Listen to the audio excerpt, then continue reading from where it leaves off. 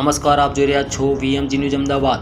બનાસકાંઠા સાંસદ ગેનીબેન ઠાકોર દ્વારા થરાદ વિધાનસભાના મતદારોનો આભાર દર્શન કાર્યક્રમ યોજાયો।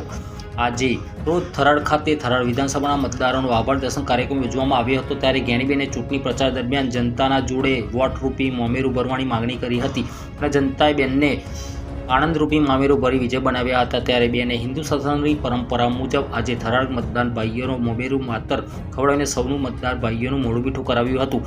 આભાર દર્શન કાર્યક્રમમાં થરાદ માજી ધારાસભ્ય ગુલાબસિંહ રાજપૂત, બનાસકાંઠા જિલ્લાના કોંગ્રેસ સમિતિના પ્રમુખ ભરતસિંહ વાઘેલા સહિત સમગ્ર થરાદના કોંગ્રેસના હોદ્દેદારો હાજર રહી મતદારોનો આભાર માન્યો હતો।